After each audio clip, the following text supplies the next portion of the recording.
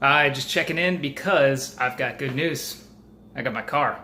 I got it about a week ago, so still going through it and everything, but pretty much as I expected. I heard good stuff about the CPO process from Tesla. They take their time reconditioning the car and making it as close to new as possible for the new owner. So instead of the Model 3, I of course chose to get my car now and potentially get in line for another Tesla here as an owner. But I think I'm going to hold out for the Y so I can replace my wife's Q5 with a smaller SUV, hopefully, without the Falcon Wing doors, and so we can put our rooftop box on there. But I was just going to show you the car. It's 5 years old, so 2013 P85 Plus in signature red. Beautiful car. Originally, I pulled the Carfax, and it was originally sold in 2015, so I'm a little confused about that. But anyway, let's go check the car out. Without further ado, beautiful day. All right, so here she is. Pretty clean car. It is the P85 Plus. This is signature red, and it's a bit windy today, so with a cell phone, there's going to be plenty of wind noise, but it's on 21s.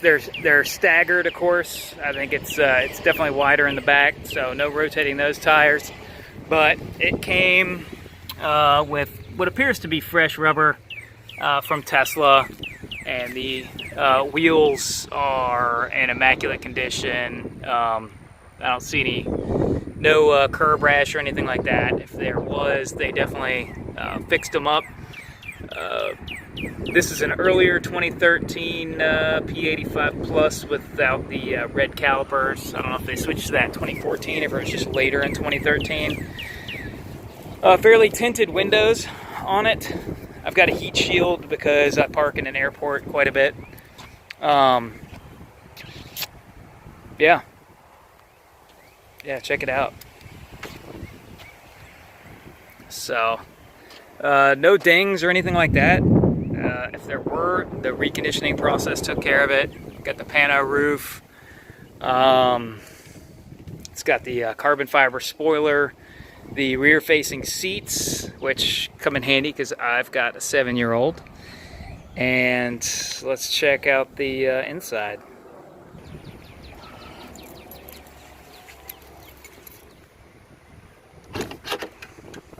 All right, so tan interior. Tan on black, I guess you would say, but the driver's seat is the most worn. The other ones look pretty new. It's got kind of a suede highlights on there, but you can see just a little bit in the driver's seat. A little worn, nothing too bad. Still in good shape. The floor mats are like brand new, if they aren't brand new. Carbon fiber trim.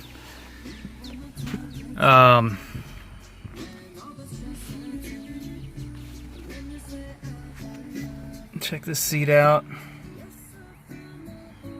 One thing that I'm interested in is it has a center console. I guess the previous owner put this in. I don't know. It's supposed to have the yacht flooring. And you can see down here the carbon fiber down there. So I guess it has the yacht with a insert. I don't know if those aluminum pedals are from the factory either. But armrests articulate on it, carbon fiber.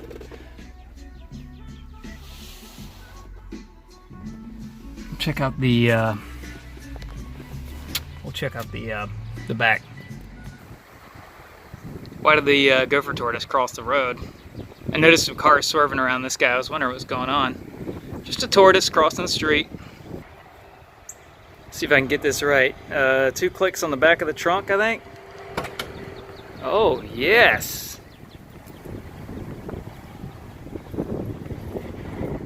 So for the rear seats, you got to peel this out and find a spot for it in the garage.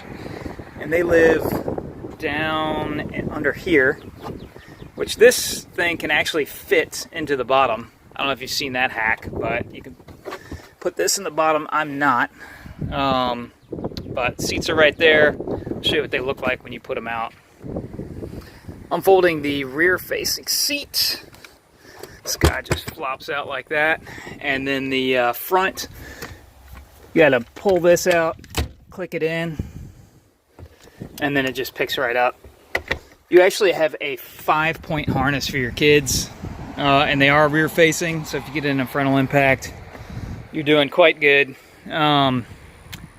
Yeah, so I mean, that's an expensive option. Not something I would have normally chose, but it's pretty cool. My son loves riding in it. Yeah, those are the rear-facing seats. Continuing, check out the frunk. It's a little bigger than if you get it. All right, frunk style. 2 clicks on the hood. There we go. The wind is kicking ass. So since it doesn't have the front motor, you've got extra space in here. What I've got there is a slime kit for tire repair. So that has a 12-volt compressor that plugs into the cigarette outlet. And there's, well, a bunch of different plugs and, of course, slime. I've also got some flares and jumper cables because if you need to get a jump on this one, you actually sit right above the T kind of there, sit there and pop off that front, kind of the black grill, and then you can access the terminals to give yourself a jump on that 12-volt battery. Yeah, so the frunk is hardly used probably by anybody. It's in great shape. The whole car is in good shape. However, when we did take delivery, I'm going to flip this around. One other thing I wanted to note before I finish flipping this around is that it has a clear wrap kind of halfway up the hood. I don't know if that's a half-ass wrap or what, but it's got a clear wrap on it. It goes about, I call it 2 feet up the hood, and then there's a line that you can see, especially right after it's waxed. You can see that line. But I like the protection, but I'd rather either have the whole hood done or have it, I don't know, a little more incognito. But it's along here, it's along the back bumper, behind the wheels and everything. So it definitely protects the paint, which is good because it's hard to find signature red paint. The bumper area here, the little wrap, let me see if I can, there we go. Probably can't see a little bit there. You can see a little bit of line, but that wrap goes down there. So when you're putting stuff in and out of the trunk, it protects it. Now, about that delivery. So the delivery was scheduled to be on a Monday, and my paperwork was generated on a Friday. So the car took 17 days to come from San Francisco. It was delivered there after a 3-year lease it was in Tacoma, Washington. Went to San Francisco. I got it like a couple days into when it showed up on EV CPO, and 17 days to get it to West Palm, Florida, then 2 weeks of reconditioning. Fantastic Finishes is who Tesla sent it to, and they did a good wax job, but the car was overall in a very dirty condition. And it was driving my wife nuts because she's OCD when it comes to that. She wiped down the steering wheel. It was black. The Tesla guy, I had a substitute guy on Monday. It was kind of a cluster. They wanted to charge me for a 5-year-old CPO vehicle. The paperwork generated the original price, which is $125,600. Get that fixed. I emailed Tesla, never heard anything back, which is kind of common for me.